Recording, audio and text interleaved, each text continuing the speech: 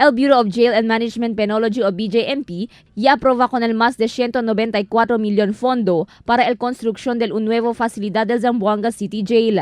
De más reciente, el BJMP Regional Office, junto con el City Planning, inspecciona cuántos lugar na ciudad donde puede transferir con el City Jail.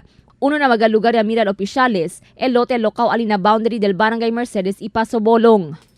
Asegun pa con el OIC Warden del Zamboanga City Jail, Jail Chief Inspector Ervin Diaz, el esperanza pa siyempre sila con el ayuda del gobierno lokal, en particular na compra del lote. We had our ocular inspection with the 5 sites, and then the General Director chose this a boundary between the Mercedes and Paso Bolong. It is just adjacent with the checkpoint, the PNP. At the back portion, it will be the site for the future jail.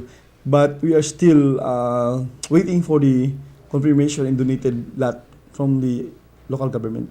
Según con Diaz, considera sila con el tráfico y distancia donde debe construir con el nuevo facilidad. Debe según cerca na Hall of Justice y no hay tanto problema na asunto de tráfico. Ta necesita según ancho lugar el City Jail, haber puede construir con mga edificio incluido el otro estructura na jail. So we would like to have at least within 77 kilometers radius, so that from the jail to the Hall of Justice. And also we have to consider the traffic jam, because we must consider the travel from the jail to the Hall of Justice, considering the Zamboanga City Jail now has how many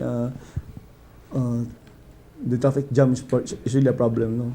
Debe según construir nuevo City Jail que él puede acomodar con el 5 para 6,000 mga preso. Actualmente tiene 2,288 mga preso del City Jail y bien congested ya el lugar. Mayoría taman preso según mga kaso relataw na droga prohibido. 55 na mas de 2,000 inmates amo mga high-risk inmates, tanisita mas afritaw seguridad. Na otra semana esperanza anda la session del City Council si Diaz para presenta el lado de Zamboanga City Jail. Crystal Almonia, Dateline Zamboanga.